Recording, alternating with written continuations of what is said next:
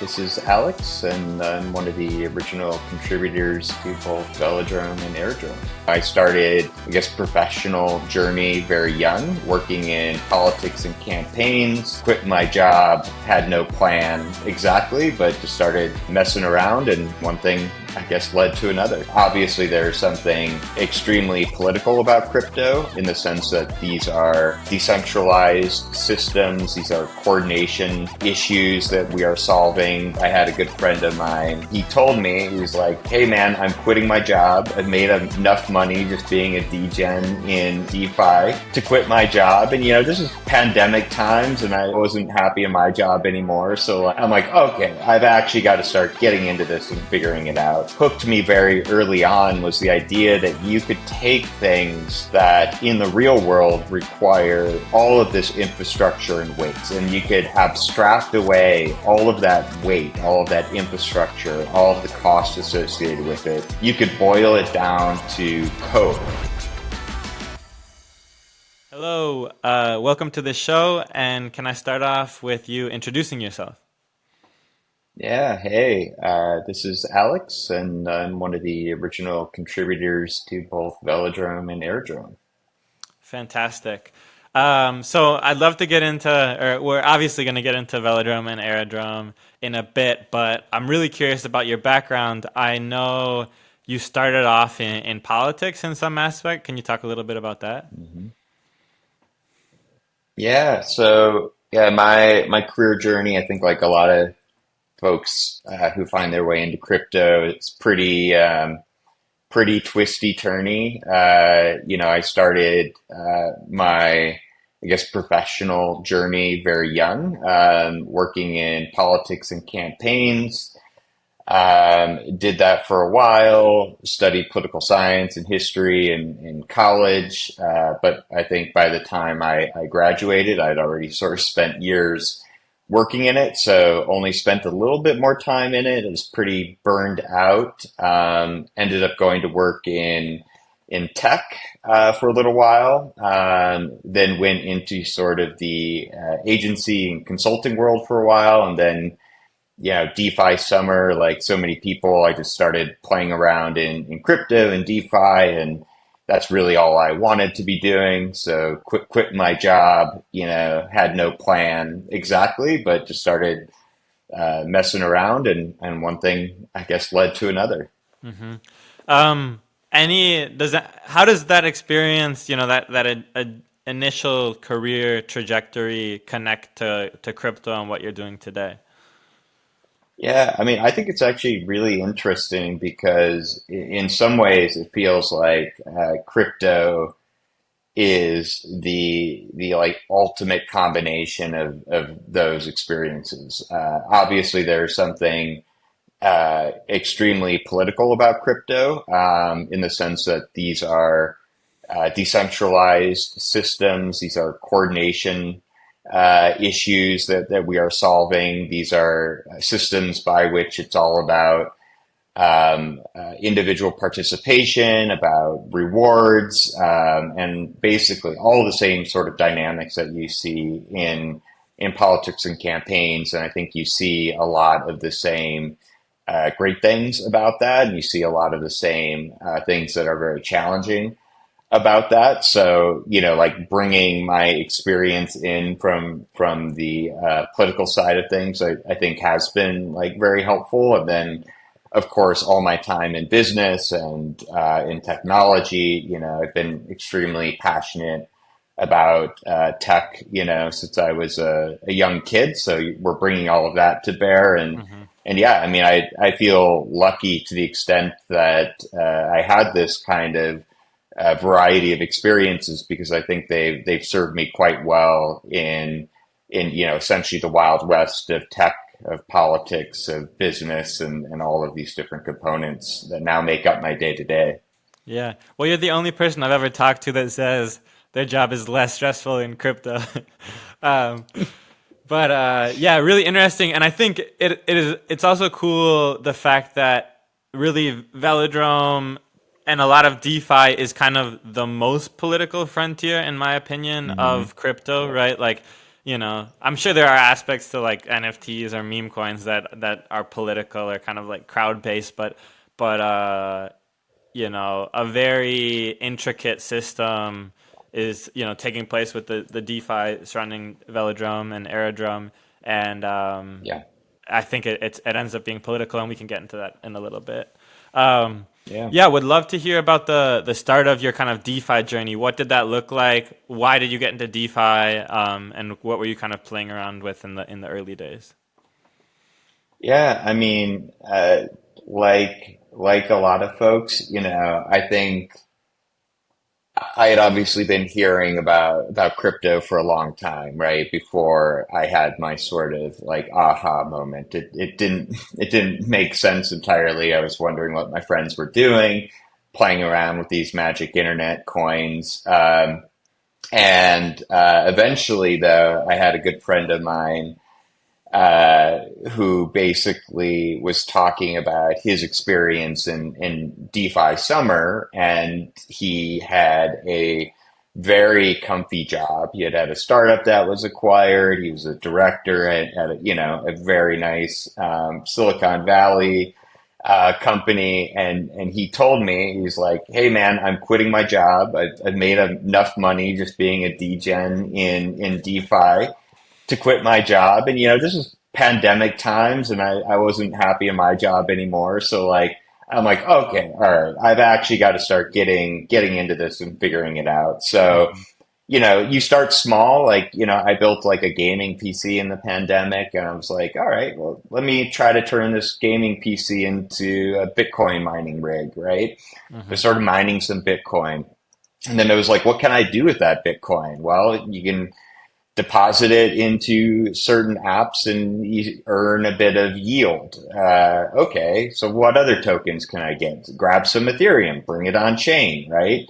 Borrow against it, lend it, using all of these different primitives, LP with it, earn some more yield. I'm like, well, this seems super cool that, just by virtue of like interacting with these systems, I can earn even more. And then it's like deeper and deeper down the rabbit hole we go, and, got super into like the Curve ecosystem where, I'm swapping my ETH for Curve, and I'm locking it up, and I'm using that power to vote to direct Curve emissions. And then I'm earning the rewards of the protocol. And I think like that was one of the ideas that hooked me very early on, was the idea that you could take things that in the real world require like all of this infrastructure and weight, right? Institutions, businesses, and you could abstract away all of that weight, all of that infrastructure, all of the costs associated with it. You could boil it down to code, immutable code that you can use in like trustless ways.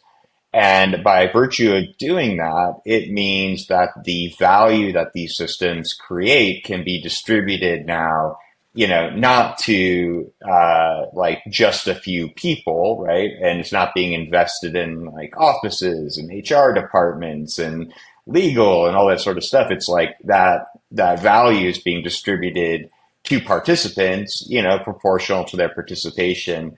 And that just felt like something totally new to me, right? And like especially in those early Curve and Convex days where it's like I'm taking a token, I'm locking it, I'm earning the revenue, that this protocol is creating. That's super cool. That aligns with me on a values basis. That like aligns with me on like an interest basis. And so I think once I had that initial spark, it was like I want to learn as much as I possibly can. I didn't really know necessarily where to start. So like I just started like researching stuff and writing threads about it. Mhm. That was my way of like, I think I've understood this thing, but let me like say it out loud and see if I, completely goofed it up. The internet will correct me. And, once you start doing that, people start engaging with you. Somebody says, "Hey, come help out with this, come help out with that." And before you know it, like I'm on a team and opportunities present themselves and we start building things and Mhm. kind of go from there. Yeah, so that I'm curious how you got into Solidly in the first place, because for Hmm. those who don't know, Velodrome is a modified Solidly fork, and Solidly, I think the rumors came out in early 2022. Is that correct? Yeah, something like that. Or Yeah. late 2021, maybe? Yeah. Yep. And it was like a project by this famous developer, Andre Cronje, and it was chaos. So, Yeah. how did you start following Solidly? And can you tell me a little bit about that journey over those kind of chaotic couple of months? Yeah, I mean, I at that point I think the project I had been most interested in was Curve. And what the initial like write up, of what Andre was going to be launching was kind of the next generation AMM, right? And it was going to take from the best aspects of the existing primitives, right? It was going to take the best of UniV2, the best of Curve, the best of Convex. It was going to roll it all into one single streamlined and sort of improved design, and was going to be this majorly disruptive thing. So I think I got interested in it initially because a lot of the mechanics were very similar to Curve, and I could understand the vision that he was presenting in that, like, what if you took all these things, you combined them and streamlined and improved them such to deliver something that's very new and novel. So like right away I was interested. Then I just started, following. I was playing around in Phantom, a bit more at that time because Phantom was a great place to like play with DeFi at relatively low cost. And I mean, the inflection point is like I think I just realized like nobody was writing about certain aspects of Solidly, right? Hmm. That there was just an opportunity for me to like analyze some of the things that were going on and write about it publicly. And, that led to somebody who was a part of veDAO, and veDAO, for anybody who doesn't know, was kind of like a sub DAO of Solidly. It existed to try to accumulate as much Solidly vote power as possible. So that team like noticed some of my writing and said, "Hey, we'd love to have your help if you come join us." And yeah, I mean, I just got involved there, and I feel lucky to have because, I mean, as you remember, Jack, I mean, we went from, Solidly is the next big thing, billions in TVL, right? All this sort of stuff to this like slow realization that there were very big issues, in Solidly. Hmm. We had the entire like Andre, Sifu, Danny, thing. We had Andre quit DeFi, and I think the veDAO guys understood very early what some of the issues were with Solidly that were going to end up being fatal issues, Hmm. such that it allowed us to begin to position ourselves to do something different relatively early, right? There were still people at this point believing it was salvageable, or that the flaws were not fatal, or some of those aspects, but we recognized it early. And while still, I think, seeing that the core of what Andre had shipped was very much what he promised, which was the next generation AMM, and that just with some fixes, some modifications, the right ecosystem, that it had the potential to be, a top DEX. And so that was the work that began, right? Sort of once it became clear that Solidly might not be the thing that we thought it would be on Phantom. It became a question of, all right, so what can we do with this core, this code base that Andre built? Right. And I think, my dates not might not be exactly right, but I think it was kind of beginning of March that Solidly collapsed of 2022, and then Velodrome Hmm. ended up shipping maybe June or launching Yep. June. Yeah. So what was that time like? I'm sure, you were kind of emotionally, financially invested into Solidly, and then it blew up. I remember for me, I went on a over the weekend vacation with my girlfriend, and I came back and it Yeah. was like, Andre's abandoned DeFi. He says he's quitting. Right. Everything went Yeah. to zero. Emissions were spiraling. Like it was a totally crazy time. And I'm sure there was a lot of uncertainty for you, where you had become this collaborator on this team for a project you believed in and believed was interesting, but was kind of going to zero fast. What was that Yeah. time period like for you?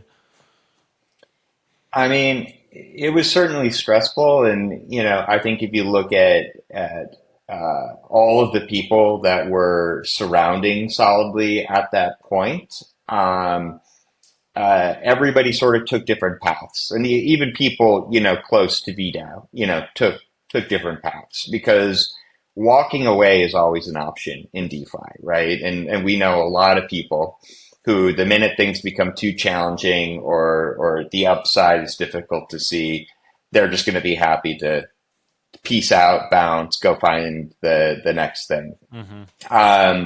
But I think for us, even at that point too, there had been a few straight forks of Solidly that had launched elsewhere. It was like Dystopia, and a few others, like the one on Metis, and those had also failed. And so there was like I think a consensus in the moment that maybe Solidly as a whole had no future, right? There weren't new forks spinning up. But luckily on the veDAO team, we had like a very, very smart group of people. And the folks who decided to stick around, we just started writing it out, right? What would be the adjustments that would be needed? Adjustments to emissions, adjustments to rebases, adjustments to some of the core tokenomics. Let's look at the code base. Some things were broken, right? The bribe mechanism was broken. The front end was in very rough shape.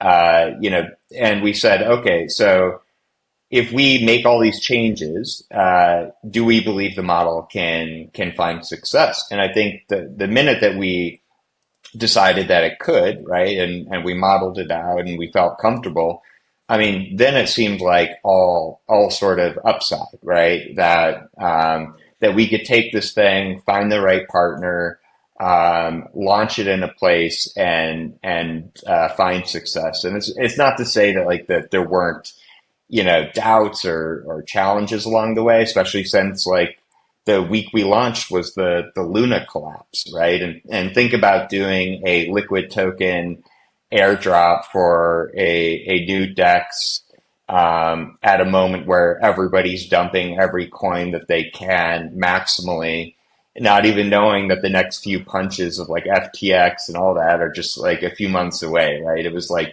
the worst timing imaginable.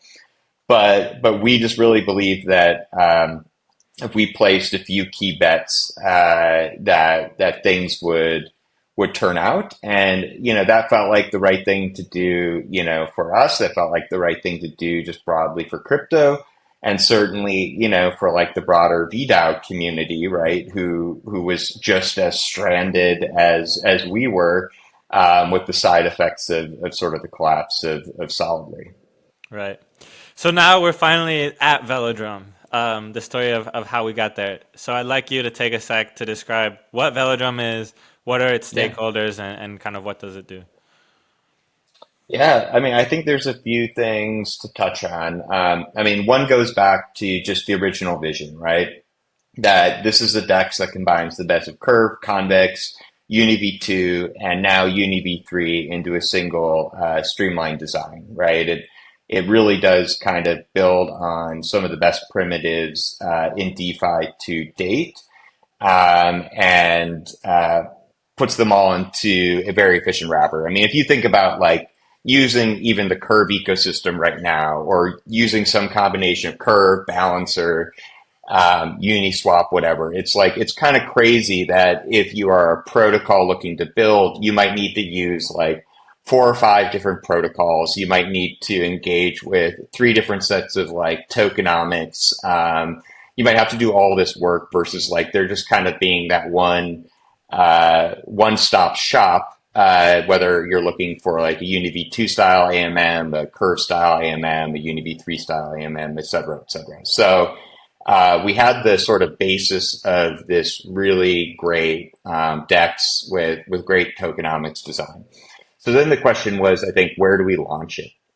And at that moment, it was still very much in the like Alt L1 kind of moment. And so like when we were looking where to deploy, and even when we initially like announced it, people were going, are you crazy? You're going to Optimism. Optimism is like this dead chain. Why aren't you going to Avalanche? Why aren't you going to Solana, Ethereum mainnet? Why aren't you staying on Phantom, right? The idea was that these were the places where users and activity was. But we were developing this thesis that, like, even if you were going into a bear market, which in retrospect we clearly were, but weren't sure yet, that there would be some places, some pockets of activity that would see growth, even if the overall sort of market were to be contracting. And we thought the Alt L1 moment was over, right? The subsidies were running out. They didn't sort of get any sort of sustaining sort of traction. It seemed very clear that like users and protocols were there to soak up the incentives and bounce the minute that they were gone. So our bet was that Ethereum L2s were going to be the next big place that people were going to congregate, and that even if people in capital were bridging off or exiting, that Ethereum wasn't going anywhere, and that faster, cheaper, more accessible Ethereum networks were going to be the places essentially where we saw substantial growth. So yeah, we bet on Optimism, right? And even though it seemed counterintuitive to many at the time, I think like clearly the growth we've seen on Ethereum L2s has sort of proven out that thesis, that even in very, very rough market conditions, Optimism grew substantially. There was also a lot of values alignment there, things like Optimism's retro funding program. We didn't know about the super chain yet, but when you're betting on sort of like a team and a vision, you're assuming that they're going to have the capability to deliver something like the super chain, which is obviously what has given us Base and Mode and Fractal and World Chain and all these other great things as well.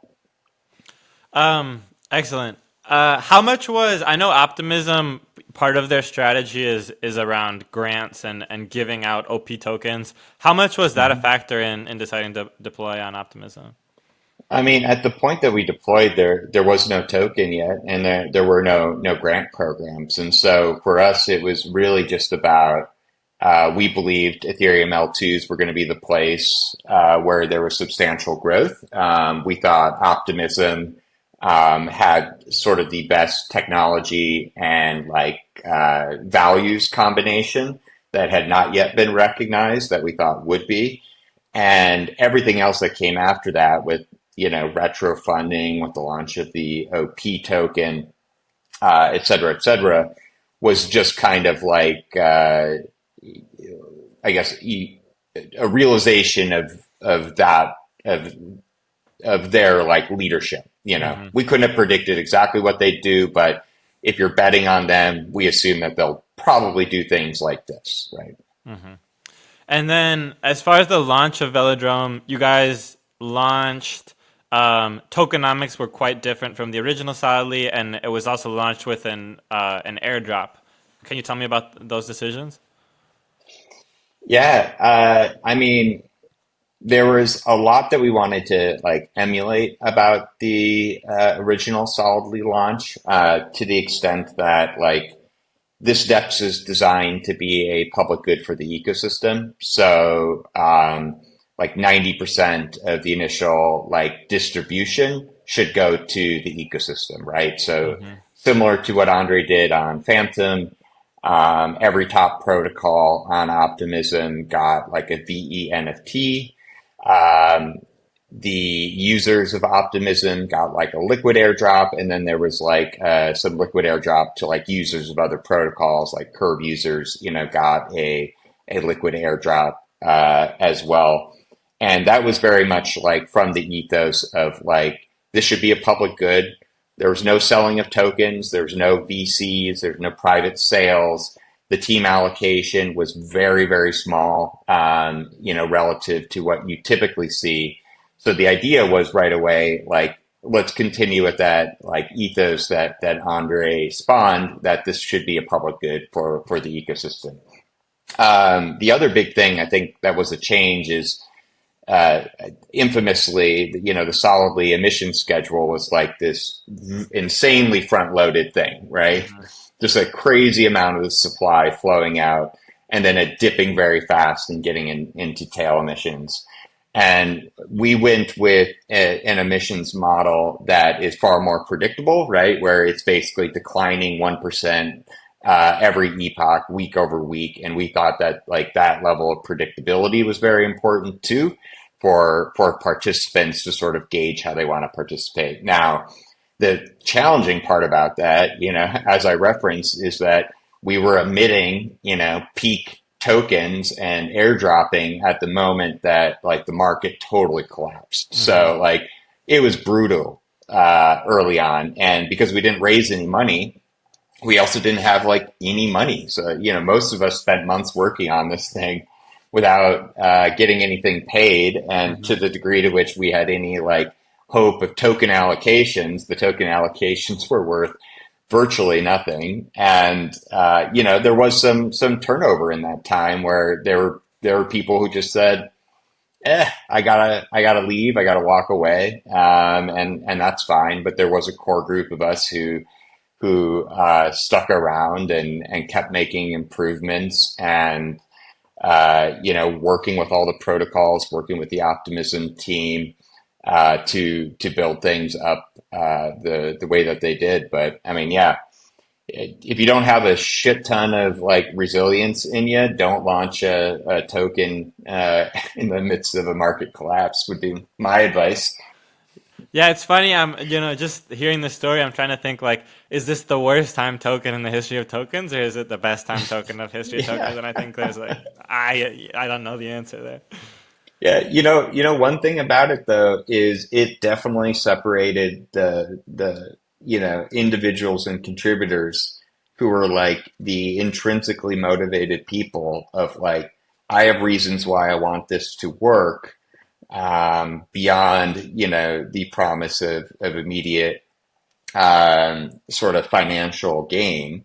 And that I think sort of shook out the team in such a way that it kind of gave us the best group to carry it forward.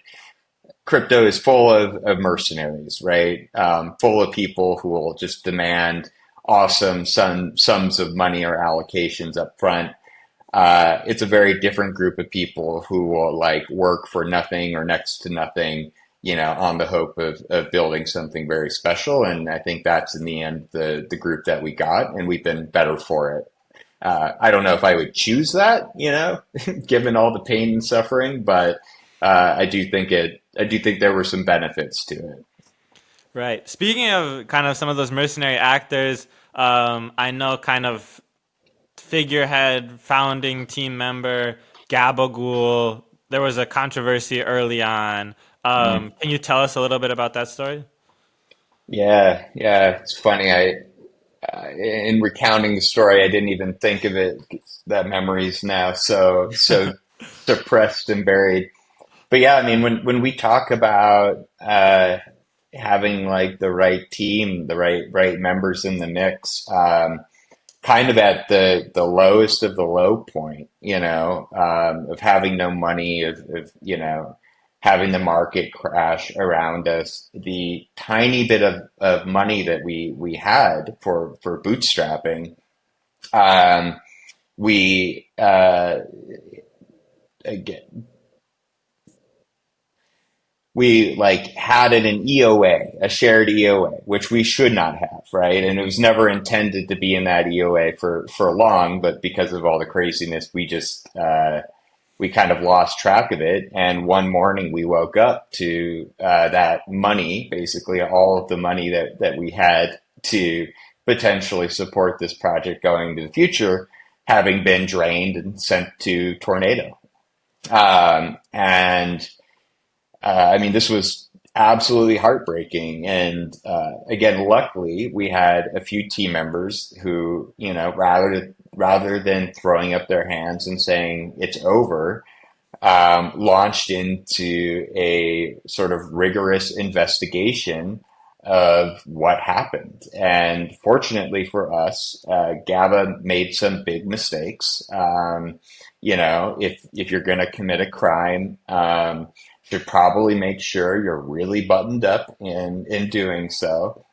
But I think over the course of maybe 2 or 3 weeks, we were basically able to uncover definitive evidence that that he had stolen the funds. Confronted him with it.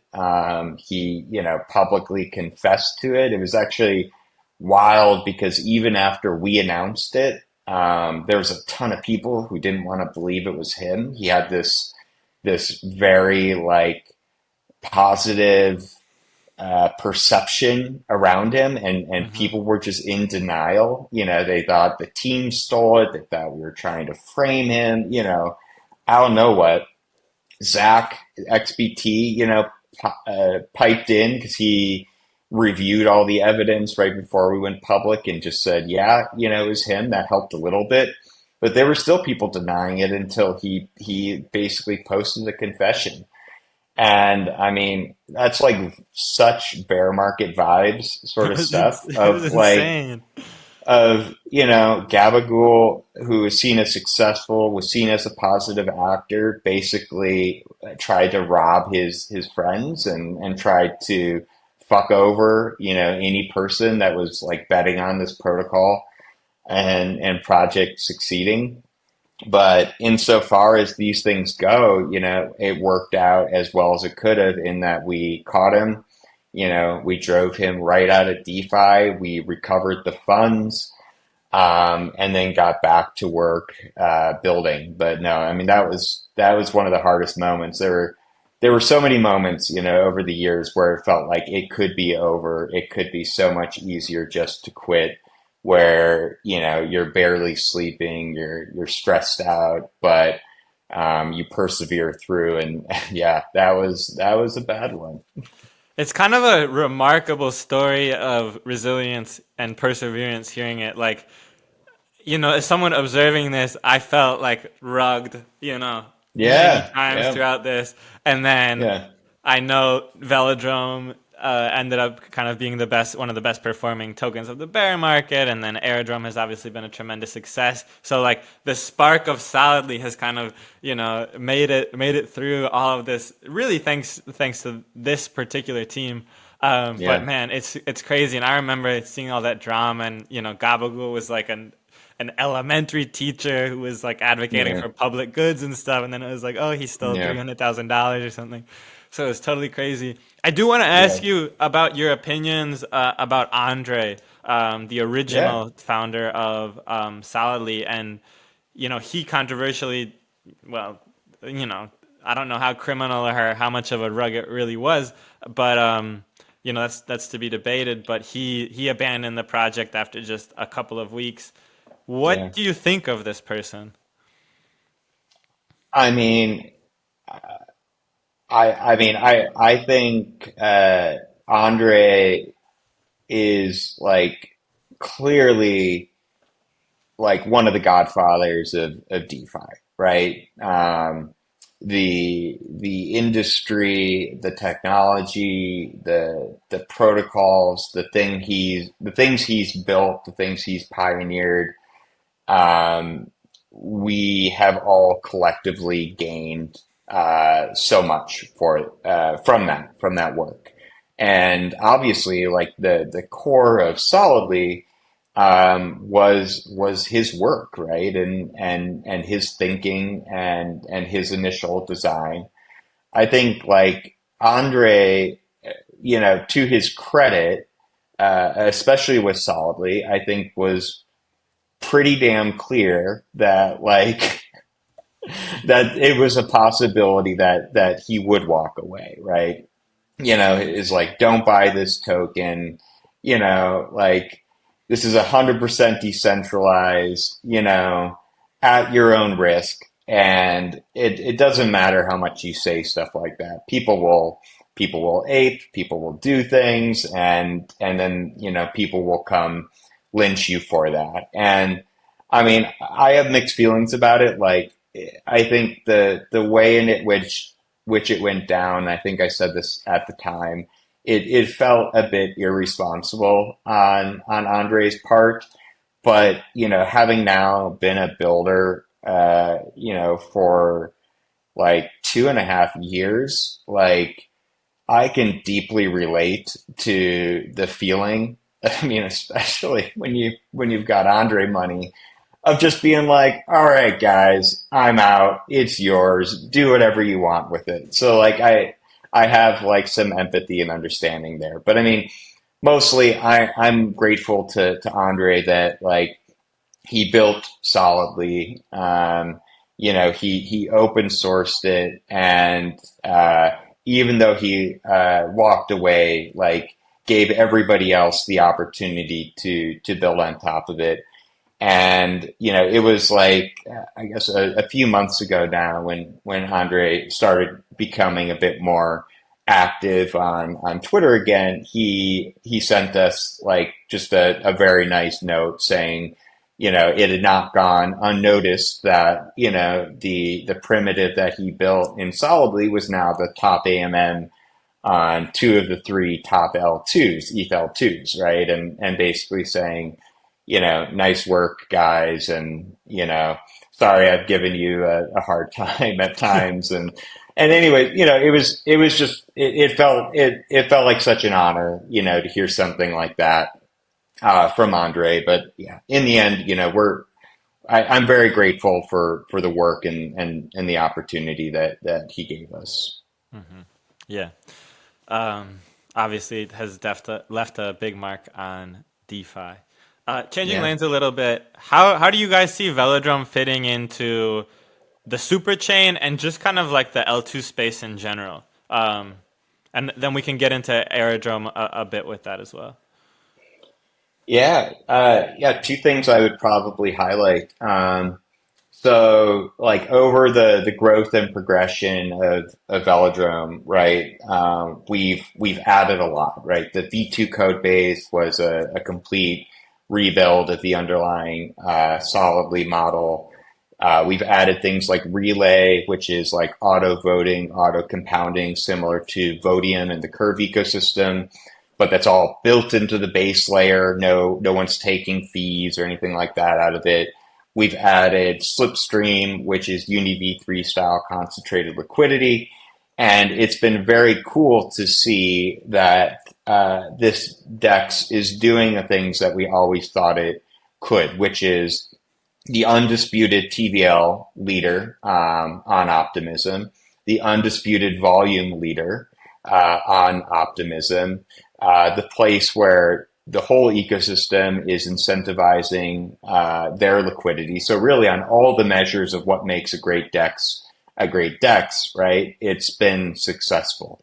So the next phase for Velodrome is to basically be that, but not just for Optimism mainnet, but for the entirety of the Optimism superchain. And the superchain, I think, is the like clearest and best vision that we've gotten from any of the sort of Ethereum scaling solutions for how we scale Ethereum without completely fragmenting activity and liquidity and the user experience and everything else. And so you've seen teams like obviously Coinbase, WorldCoin, Mode, Frax, Build on Bitcoin, Lisk, Metal, et cetera, et cetera. It seems like we're seeing clear consensus that the best teams in DeFi, if they're choosing a stack to build on, they're choosing the OP stack.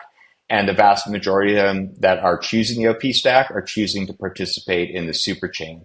Because the promise of the superchain is that whether or not you're building like a social chain, like Farcaster, a gaming chain, a DeFi chain, a generalized chain that we're going to connect all of these things together in such a seamless way that the switching between chains and bridging is as abstracted a way as like using different internet protocols is for any of us who just use the web any day, right? That you won't know if, in one moment you're touching Base or OP mainnet or Metal or Zora. You're just participating in this broader thing called the super chain. And so our job is to ensure that all of these chains have the same sort of growth and liquidity support that like Velodrome has offered to Optimism mainnet, and that as the interoperability frameworks associated with the superchain evolve, that liquidity is accessible between the separate chains. And so we're very excited about this. I think we've rolled out our superchain beta on 2 chains so far. In the next month or 2, we'll roll out our sort of initial interoperability between these chains, and I think we've got about 5 more announced. Each of these chains are committing their own incentives. So I think it's something like $7 million in incentives have been committed to incentivizing liquidity on Velodrome on each of these chains. And so I think we're super excited to sort of see the growth with the superchain and Velodrome's role in sort of facilitating that growth. And then why is Velodrome, or how do you see Velodrome as like an ecosystem? So what I mean by that is there's an option, right, to spin up a new fork across all these chains, to start from zero, to have a new token. Perhaps at least early on, it creates kind of like a bigger value pie at the beginning. How do you guys see that problem and address it? Yeah, I mean, I actually think because each of these super chains are, at least right now, in this very like nascent state, right? There isn't a lot of trading activity. If they all have their own tokens, right? Obviously, like speculation and investment, like in those tokens, is very dispersed right now. It's been rough going, right, for new L2 tokens and chains in terms of bootstrapping initial liquidity. I think the way that we see it is that super chains have more to gain by sort of all collectively investing in a single economic engine across the super chain, such that, their like individual fates don't depend purely on, their native token or the token of like a native DEX, because there's probably just not enough economic activity to sustain that. But instead they can depend on and tap into the like economic effect of the broader superchain. So the more the superchain grows, right, the more people who are investing or using incentives on Velodrome, the more Optimism is like juicing the superchain through their own incentives through Velodrome and others, the more like it's a rising tide lifts all boats types of things, because it really is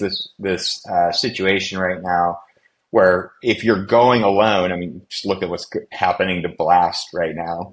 It's going to be really hard if you're going it alone. It's going to be way more powerful if in some ways, Mode can draft off of the success of World Chain and Zora and these other chains, and it's kind of the rising tide lifts all boats sorts of things. I think native tokens in these ecosystems, I think we're already seeing this.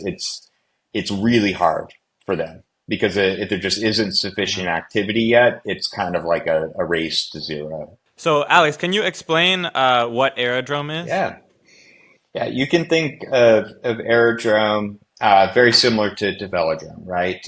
In the sense that it is the leading AMM on Base that combines the best of Curve, Convex, UniV2, UniV3 all into a single streamlined design. And the thing that is a bit unique about Aerodrome is that Base does not have a token.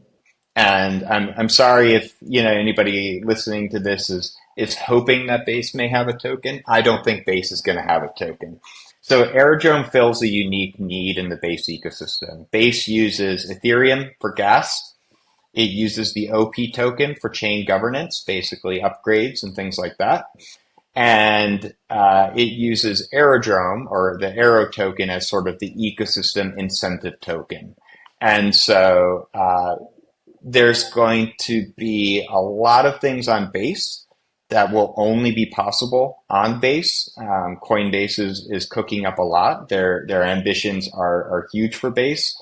And the goal with Aerodrome is to integrate deeply vertically into everything that Base does, while Velodrome sort of extends horizontally across the broader superchain. You guys have kind of gone a completely different direction.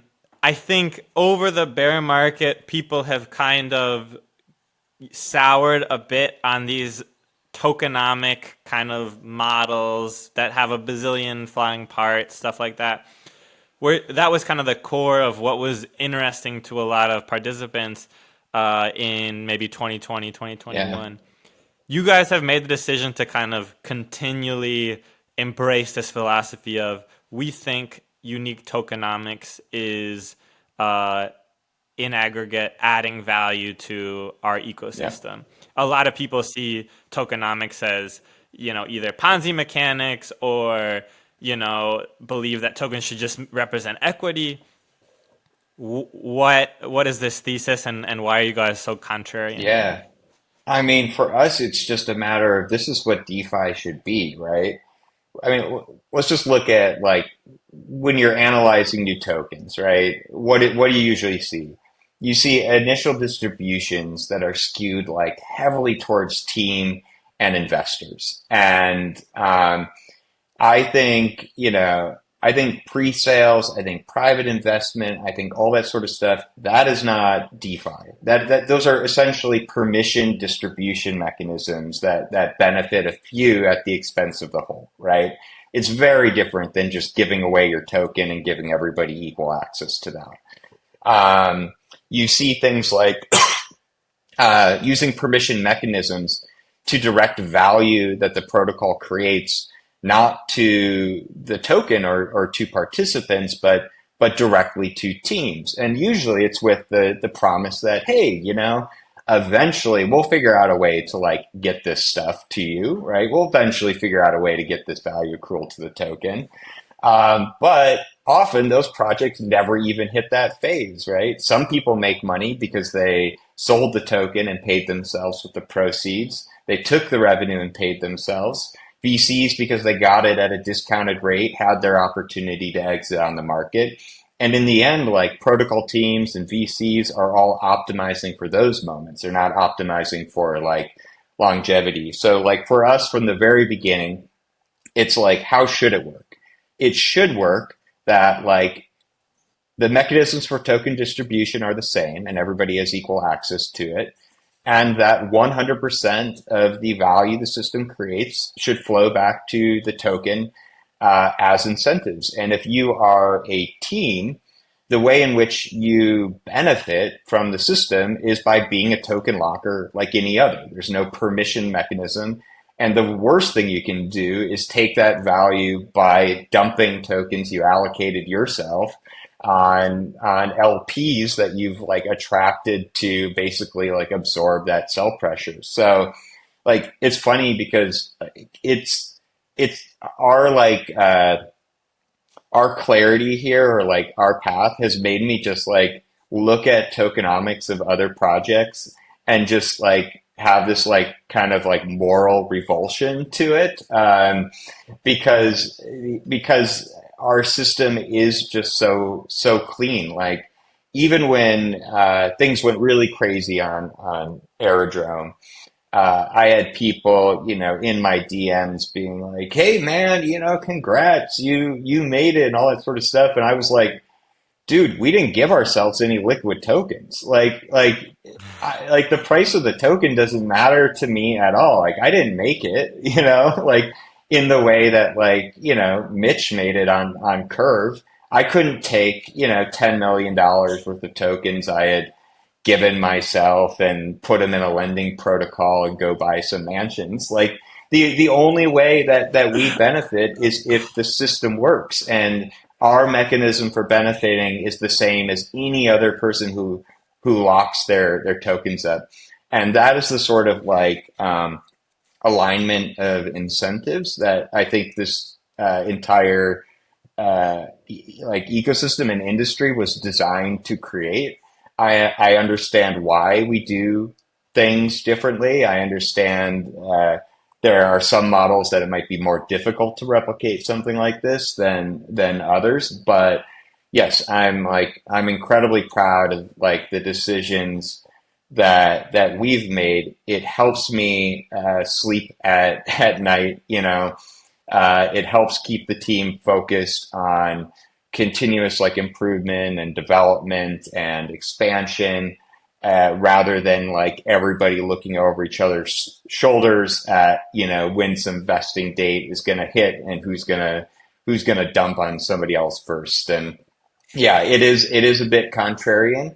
I think one thing we've realized too is that a lot of like the crypto Twitter zeitgeist is framed from the point of view of those who have bags. And so the fact that big VCs didn't get their early bags has meant that despite Aerodrome printing more revenue than every other DEX combined this year, which is an insane number given it's on like one single L2. Like this is insane numbers. If this is like peak DeFi summer, the number of threads you'd see written about this, right? But it's not. And I think one of the reasons like it's not talked about as much is because, the biggest like thought leaders, industry leaders, they didn't get that early access. Now, that's fine though, because I think, the perseverance has paid off. Like Coinbase Ventures, when they went out and they bought Arrow off the market, it was only the second time in their entire history, right? And they're one of the biggest, investors in the space. Only the second time in their history that they bought tokens off the market. And any other VC or fund that has tokens, right, Velo or Arrow, has done it the same way. And that just says, like, if you're, Joe Retail guy who's bought and locked tokens and is voting each week, you're on the same playing field as ventures or any of these other funds. And I don't know, maybe it's starting to change. We've been seeing maybe a bit more recognition, but yeah, it's been an interesting journey.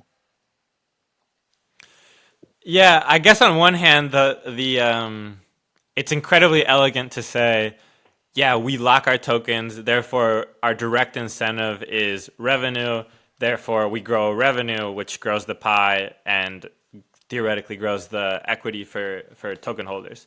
I think there's also an argument where it's like, yeah, easy for you to say you guys are an exchange, Yeah. right? If I'm building some consumer app, how am I going to build this intricate tokenomic system? Yeah. How do you think about that? Yeah, I mean that's why I added that caveat. Like it's different, but I think what I would just say is if you're building from sort of first principles, just my suggestion would be for building things whereby you make your team dependent on the success of the product itself, and not the success of your ability to get people to buy in private or permissioned ways, and not the success of promises of token utility in the future that you may not ever be able to deliver on. And that will look different depending on the nature of the product, certainly, but those should be the overriding principles. I think if you can avoid raising, if you can find ways to tie your fate to the fate of the protocol, to the fate of the token, you will build better stuff, and you will sleep better at night and all that sort of fun stuff. You might not be able to, overnight become, a massive millionaire, but hey, man, when you do that, you also get a target painted on your back if your shit doesn't work, and that's no way to live either. And do you think that, teams that may have not traditionally experimented in this kind of token economy way, is there room for like, a consumer app to do interesting things with tokenomics? I think so. I mean, if not, then like, the promise of the system of like DeFi is probably just way more limited, right, than what we believe. But if we do believe like part of the promise of DeFi is to build like uh, businesses, institutions at scale on code that are weightless and redistribute the value they create to participants, then, I think you've got to take some bets. I mean, Friendtech was a very interesting one. It seemed like there was plenty of opportunity there to have a consumer facing application, with a token with real utility that distributed the value it created in some way, to participants. Instead, it ended up being like the money went into the project team's wallet. People got points, and then people got a token that in the end turned out to be fairly worthless. I don't think it had to be that way. It was probably one of the sadder things we've seen lately. Yeah, absolutely. For Velodrome, uh, originally with Solidly, we saw a protocol where the ideal was set at this is immutable. Uh, we also have the concept in Velodrome of like emissions, right? Which emissions are slowly declining. So I want to talk a little bit about what the end state of Velodrome Yeah. is and if that leads to kind of some enshrined immutable protocol. Yeah, so that was one of the big adjustments we made with Velodrome V2. So we've continued that sort of uh, commitment to immutability. It's a hard path. Again, I understand why people take shortcuts here, right? And launch with proxy contracts or upgradable stuff, or give the team all sorts of permissioned features and utility. But we thought it was very important with our V1 to be immutable. That made it very hard when we discovered like issues right in the code base. It meant a full relaunch and redeploy was necessary, but we got there with V2, and V2 is also immutable. But we built in a few things to ensure basically like its longevity, right? First is it's modular, right? There's an ability to add more on top of it. So things like relay were added on top, slipstream were added on top, and the system as a whole will always have that ability to add additional things, and it's all opt-in, right? We're not upgrading anything; it's all additive. But also, there's this idea of the Velo Fed. And the Velo Fed is basically this idea that once emissions hit that tail level, that the control over how many emissions continue to get emitted is now controlled by token holders. And this is not controlled by token holders by virtue of like a snapshot and a dev team on a permission wallet that's going to go in and adjust some parameter. This is on-chain immutable governance. So basically, it will work just like the Federal Reserve works in that VE Velo voters in this tail state will be able to adjust up or down the emissions by, just like a few bips each week.